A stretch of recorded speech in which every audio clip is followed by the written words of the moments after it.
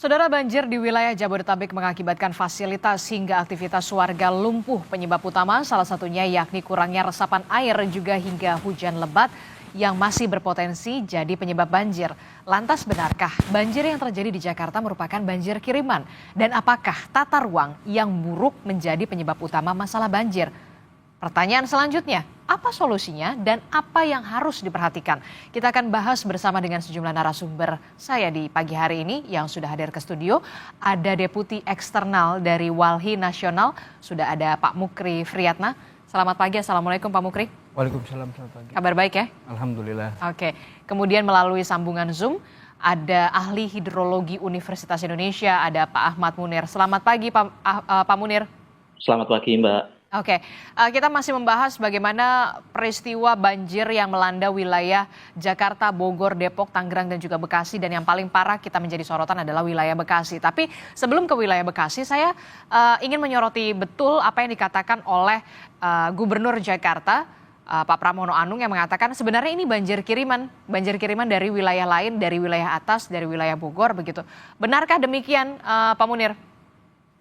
Ya, pernyataan itu bisa kita benarkan karena kejadian banjir pada Maret 2025 di wilayah Jabodetabek ini tidak lain faktornya adalah karena curah hujan yang tinggi. Bahkan boleh dikatakan curah hujan ekstrim karena tercatat oleh BMKG itu curah hujan dalam waktu satu hari itu mencapai 167 mm. Itu sudah di atas 150 mm, artinya sudah dalam taraf ekstrim. Dan polanya biasanya untuk banjir tahunan di wilayah Jabodetabek, khususnya di Das Ciliwung, itu kalau di wilayah hulu sudah terjadi hujan kurang lebih durasi selama 4 jam dengan intensitas tinggi, itu sudah biasanya meluap. Nah, itu tren pada umumnya.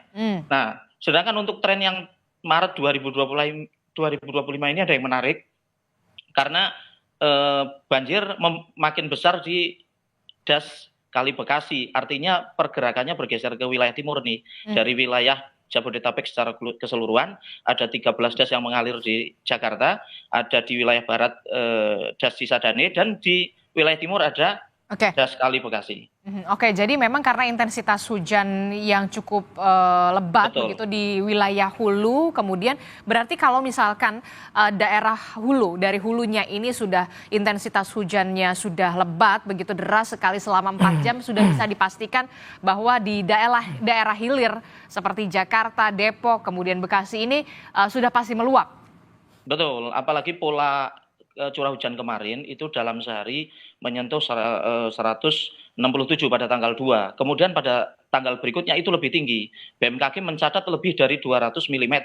Itu artinya dalam tempo sehari terdapat curah hujan yang sangat tinggi. Itu yang menjadi air limpasan atau menjadi run off yang mengalir di berbagai das di wilayah Jabodetabek. Khususnya di Kali Bekasi itu lebih menarik lagi karena hampir semua titik banjir atau area genangan banjirnya itu berada di bantaran kali.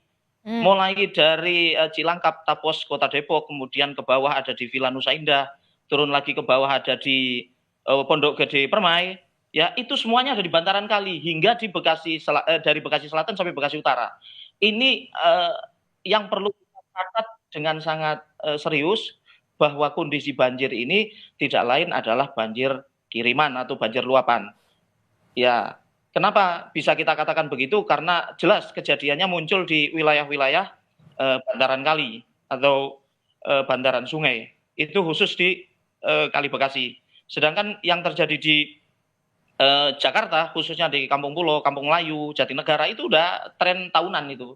Kita sudah tidak bisa mengelak bahwa kalau tidak dilakukan normalisasi, sudah otomatis badan air akan mengalami sedimentasi dan kemudian debit air akan meluap, maka muncul banjir yang kita sebut banjir tahunan atau banjir kiriman dari atas begitu. Oke, jadi bisa dikatakan ini merupakan banjir kiriman dari wilayah hulu begitu ya, kemudian yang diterima ke wilayah hilir begitu. Nah, ada yang menarik begitu. Tadi Anda sebutkan ini trennya mulai dari Kali Cikeas begitu ya, kemudian ke Villa Nusa Indah, kemudian ke Bekasi begitu ya.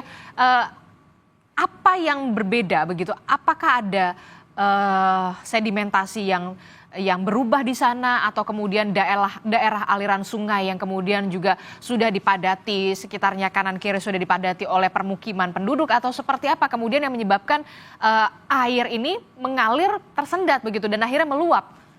Betul sekali, Mbak. Nah, dalam sistem DAS itu kita biasanya mengenal ada 3 wilayah ya, atau 3 area, hulu, tengah, dan hilir. Nah, kalau DAS yang sehat kita bisa lihat dengan ciri di wilayah hulu itu 70% berupa tutupan vegetasi, sedangkan di wilayah tengah itu harusnya 50-50. Di wilayah hilir biasanya kebalikan. 70%-nya adalah lahan terbangun, 30%-nya itu ruang terbuka hijau. Itu kondisi ideal yang kita harapkan. Akan tetapi khusus DAS Kali Bekasi ini kondisinya tahun 2013 saja itu sudah rasionya yang terbangun dengan tidak terbangun itu sudah 60-40. Ya, 60%, 40%. Jadi yang tidak terbangun di 60, mulai dari hulu, tengah, hilir di rata-rata sudah begitu. Itu tahun 2013. Bayangkan, sekarang udah tahun 2025, sudah 1 dasawarsa lebih, 10 tahun lebih kan. Nah, itu selama 10 tahun itu terjadi perubahan alih fungsi lahan yang semula tutupan vegetasi berkembang menjadi area pemukiman, dan mayoritas yang berubah itu rata-rata di wilayah bantaran kali. Nah, ini yang menjadi penyebab kenapa kemudian intensitas banjirnya menjadi semakin membesar dari tahun ke tahun, dan kita prediksi juga makin ke depan akan makin besar. Nah, yang tentu menjadi perhatian kita yang kedua adalah sedimentasi yang terakumulasi secara kontinu di DAS Kali Bekasi ini khususnya ya. Tentunya kita ketahui di kemudian Citerep ya kan, kemudian Kelapa Nunggal, Cilengsi, lari ke arah Bekasi itu kita bisa amati secara detail bagaimana pola perubahan penggunaan lahannya di sana. Alih fungsi lahannya berkembang sangat pesat dari tutupan lahan vegetasi ke lahan terbangun. Itu saya kira yang menjadi faktor kedua yang menyebabkan banjir menjadi semakin besar di DAS Kali Bekasi, khususnya di area-area bantaran kali yang sekarang berkembang menjadi area pemukiman. Oke, jadi inilah yang kemudian memperparah banjir yang kita lihat hari ini, kita lihat kemarin begitu ya, 2 hari yang lalu di Kali Bekasi begitu ya, di wilayah Bekasi Jawa Barat, Pondok Gede Permai.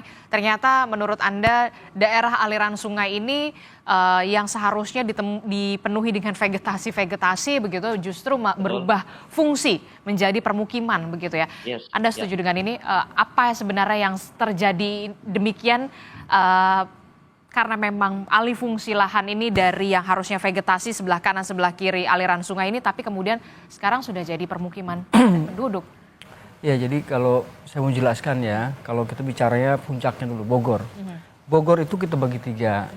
Kalau bagian timur yang dasnya sebagian mengalir ke Bekasi dan Kerawang itu ada di perbatasan antara Cikalong Cianjur dengan Bogor di daerah Sanggabuana.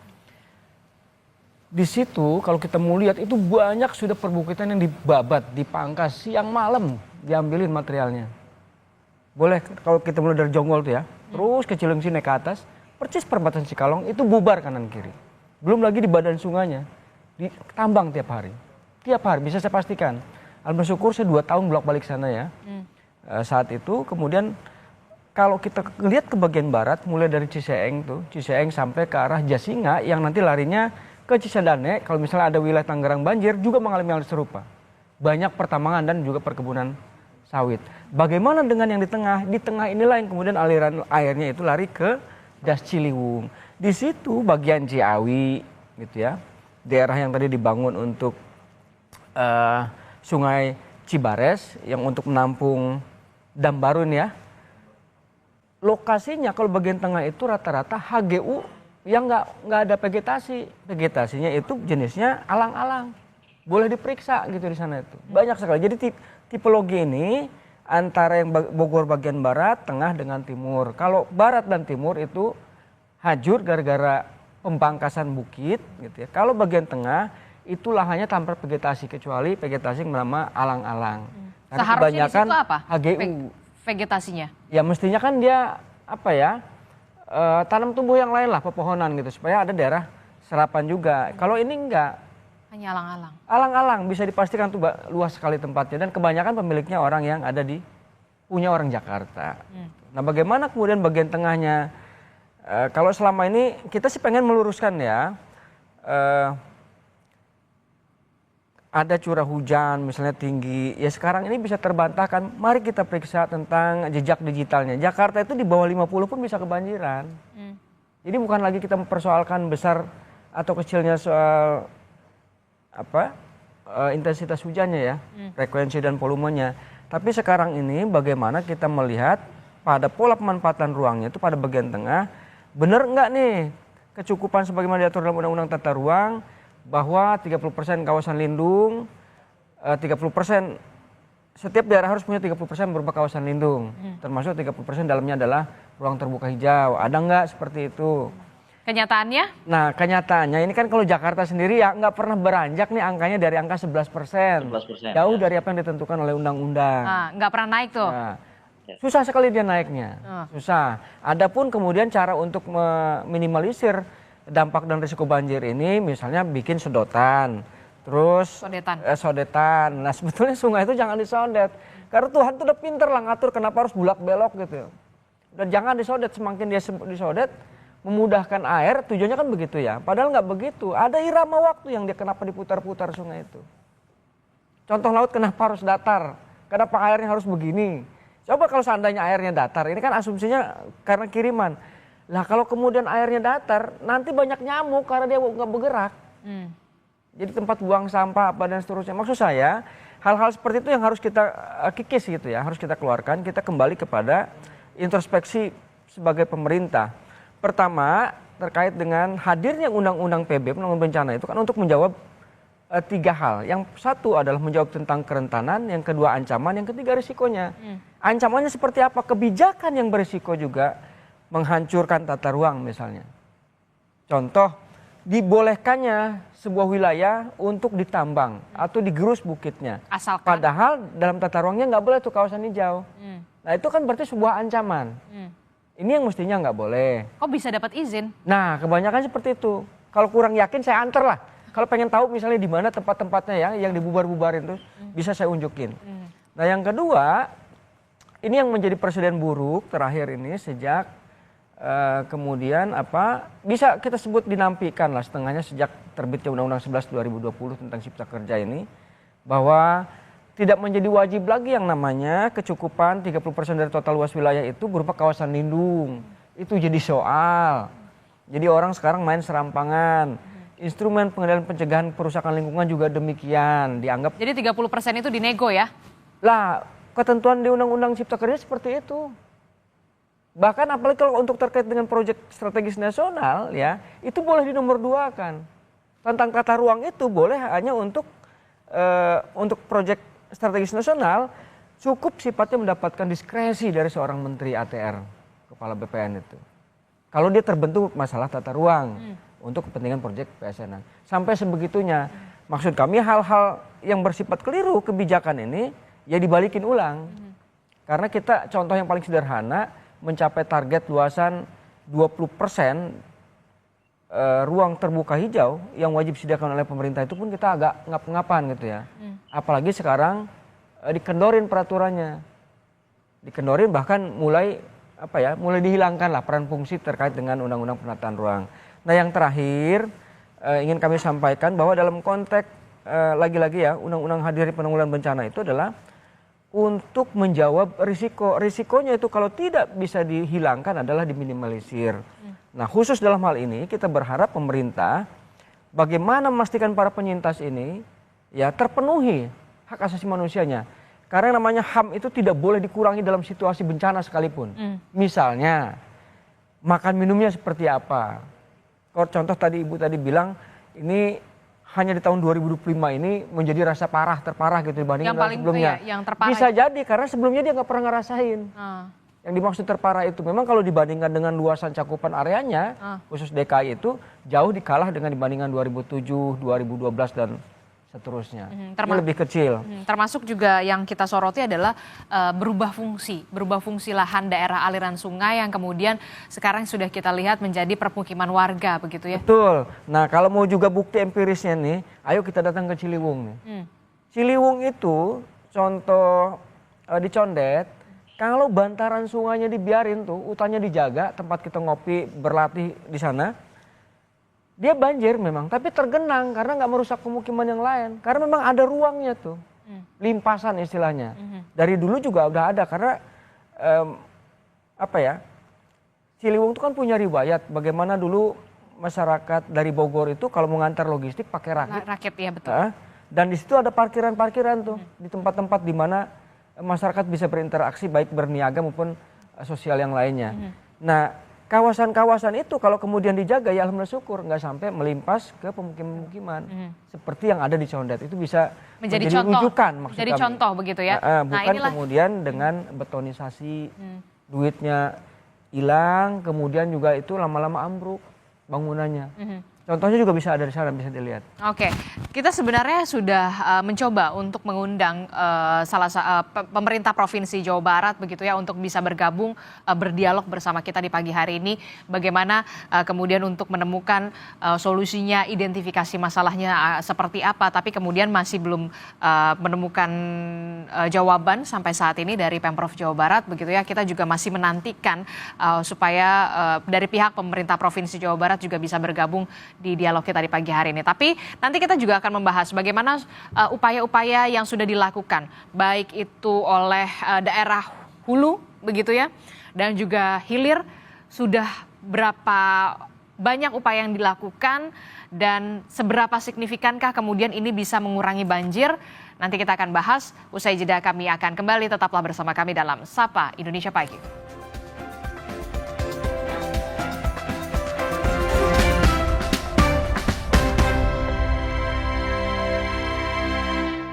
Terima kasih Anda masih bersama kami dalam Sapa Indonesia Pagi. Saudara, kita masih membahas soal bagaimana kemudian banjir yang melanda wilayah Jabodetabek beberapa hari kemarin karena memang intensitas hujan yang cukup deras dan juga tinggi begitu ya di daerah hulu dan juga beberapa wilayah di Bekasi dan juga di wilayah Jakarta. Kemudian juga bisa dikatakan ini adalah banjir kiriman juga dari hulu, dan identifikasi masalahnya juga tadi sudah disebutkan oleh ahli hidrologi. Salah satunya adalah soal bagaimana daerah aliran sungai atau DAS khususnya di Kali Bekasi begitu ya, yang kemudian sudah berganti fungsi, yang seharusnya sebelah kanan, sebelah kiri ini dipenuhi dengan vegetasi, tapi kemudian kenyataannya faktanya adalah permukiman penduduk begitu ya. Kita masih membahasnya bersama dengan Pak Munir dan juga Pak Mukri. Saya ke Pak Munir dulu deh. Pak Munir, ini kan kalau kita lihat tadi Anda sudah mengatakan daerah aliran sungainya sekarang sudah jadi beralih fungsi, yang seharusnya dipenuhi vegetasi begitu, tanaman, tapi kemudian beralih fungsi jadi permukiman begitu ya. Tapi begini, ada upaya-upaya yang memang sudah dilakukan oleh pemerintah daerah mereka masing-masing. Bekasi, kemudian ada juga di Bogor, di Jakarta. Kalau di Bogor itu kalau tidak salah di kabupaten di daerah atas itu sudah ada bendung.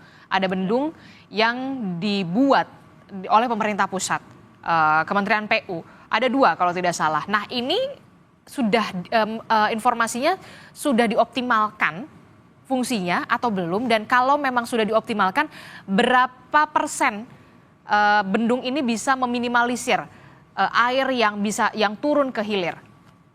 Baik, jadi salah satu strategi yang dilakukan oleh pemerintah pusat berkoordinasi dengan pemerintah DKI Jakarta, Kabupaten Bogor, Kota Bogor, itu salah satunya strategi pengendaliannya adalah pembangunan waduk ring, yakni waduk Ciawi dan bendungan Ciawi Sukamahi. 2 bendungan ini rencananya memang akan dioptimalkan untuk alat pengendali banjir. Betul. Jadi pada saat curah hujan tinggi, kemudian debit air di wilayah hulu meningkat, yang akan dilakukan adalah pencegahan air ini langsung mengalir ke Sungai Ciliwung secara langsung. Jadi pencegahan.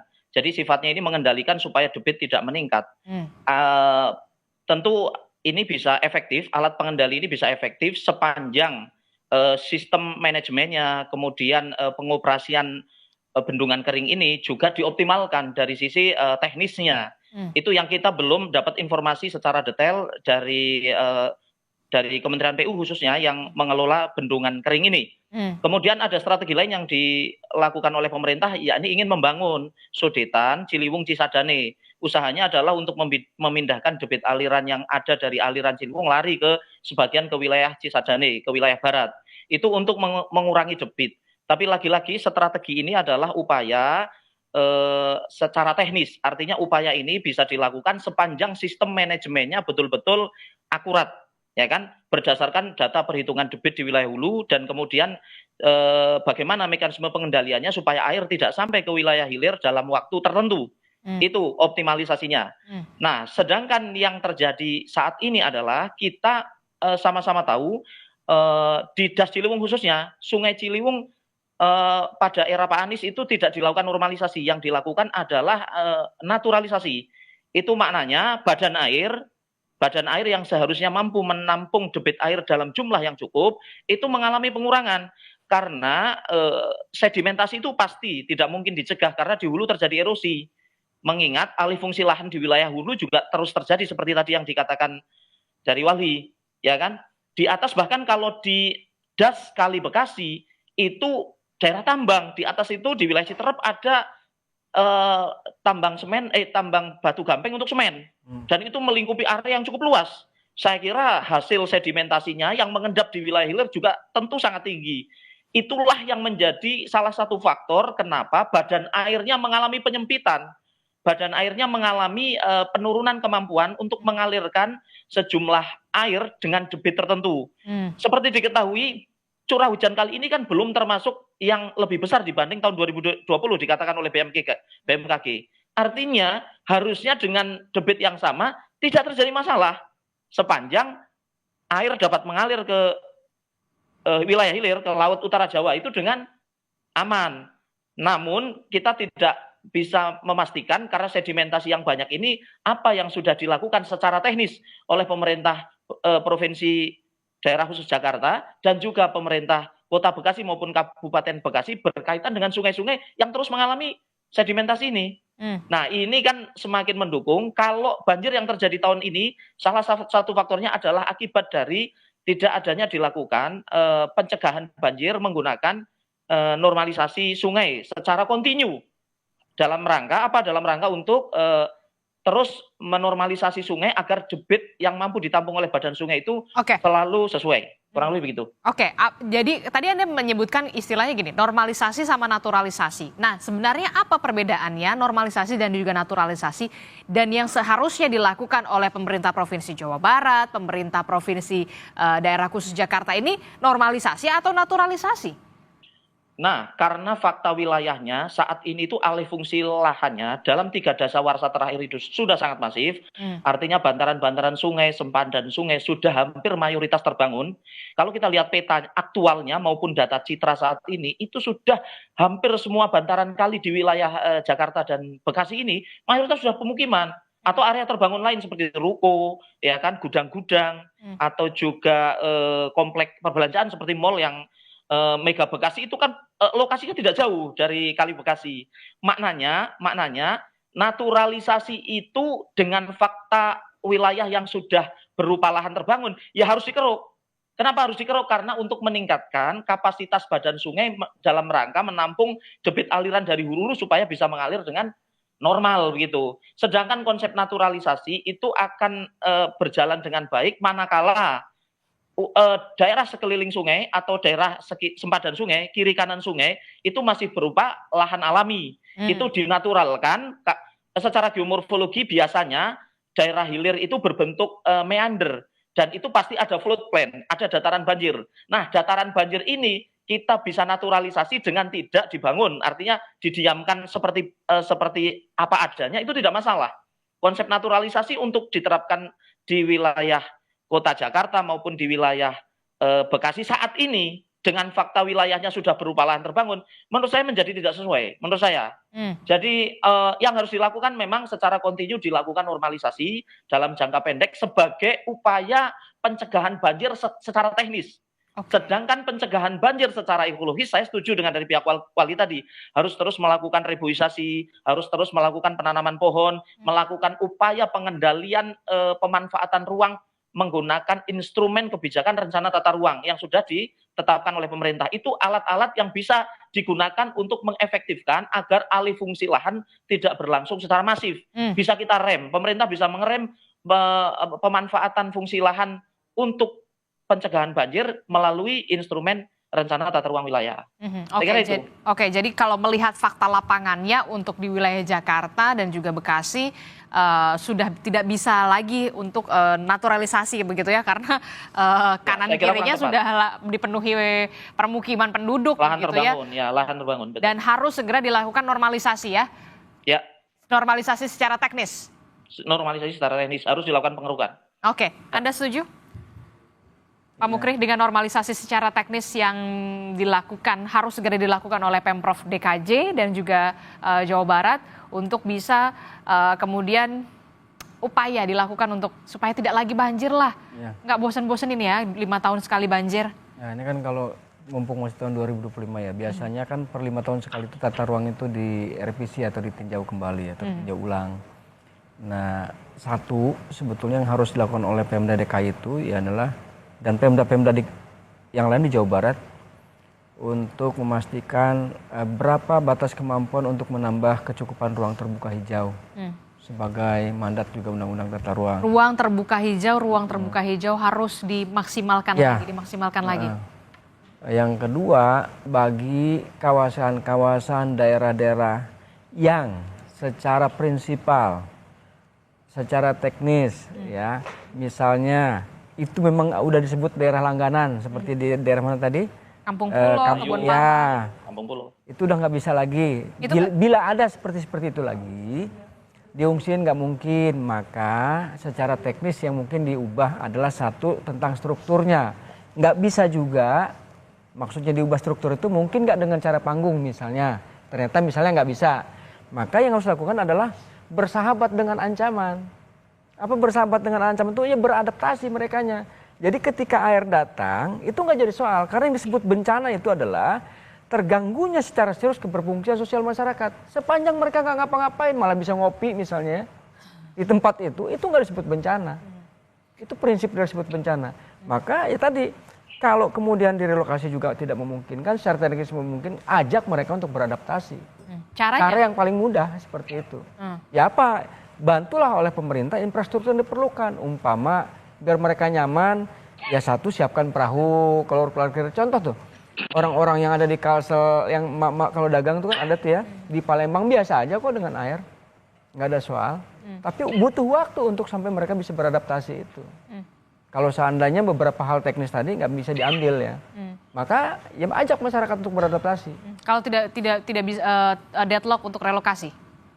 Tapi kalau relokasi menurut Anda relokasi memang harus diperlukan untuk bisa kemudian mengembalikan lagi begitu ya, sungai ataupun kali Ciliwung ini supaya bisa mengalir dengan semestinya begitu, dengan lebaran yang memang alamiahnya awalnya lebarnya sekian begitu ya. Anda bagaimana? Ya semuanya berpulang kepada pemerintah ya. Jadi prinsip dari warga itu sepanjang satu pemerintahnya tertib melakukan tindakan hukum, contoh memberikan izin mendirikan bangunan di bantaran sungai yang sudah mepet-mepet, bukan lagi jarak 10 dari bibir sungai, nggak mungkin kejadian seperti sekarang ini. Yang kedua terkait bagaimana mengatasi upaya banjir khususnya dalam kerangka merelokasi misalnya ya. Saya kira tidak ada masyarakat yang tidak mau. Yang jadi soal itu apakah sesuai lah nanti tempat yang akan kami tempati. Yang kedua, kami mata usahanya seperti ini. Nah, hal-hal seperti itu yang harus juga dipikirkan oleh pemerintah. Saya kira jalan tengah itu pasti akan dapat ya, sepanjang semuanya punya keinginan. Yang justru menjadi soal panjang itu, karena sepanjang-panjang tadi sudah disebutkan Bapak dari UI tadi, itu kan sudah daerah terbangun. Apa iya pemerintah mampu? Gitu. Maka yang paling mungkin dilakukan sekarang ini adalah mencegah wilayah hulu dari tingkat kerusakannya semakin masif. Yang kemudian yang kedua, secara perlahan memfungsikan sebagaimana adanya. Contoh ya, untuk supaya sedimentasi yang tidak terlampau berat membebani sungai, tentu perlu ada pengerukan. Yang kedua, penanaman daerah bantaran sungainya. Selagi itu masih ada daerah-daerah terbuka ya. Seperti yang terdapat di daerah Condet. Oke. Tentu saja kita berharap ada koordinasi juga yang dilakukan oleh pemimpin-pemimpin daerah khususnya di Jabodetabek. Apalagi ini kan kepala daerahnya baru ya, baru saja dilantik begitu ya. Kita akan lihat dulu, kita berikan waktu dulu bagaimana kemudian kepala-kepala daerah ini di wilayah Jabodetabek ini bisa berkoordinasi, berkumpul bersama untuk bisa kemudian mencari solusinya, mengidentifikasi masalahnya dulu, kemudian mencari solusinya yang terbaik. Jangan sampai kemudian banjir 5 tahunan ini menjadi dalam tanda kutip rutinitas bagi warga Jakarta, Depok, Tangerang, dan juga Bekasi. Terima kasih Pak Mukri telah bergabung bersama kami. Pak Munir, terima kasih juga Bapak-Bapak atas perspektifnya. Terima kasih semuanya. Selamat pagi, sehat selalu.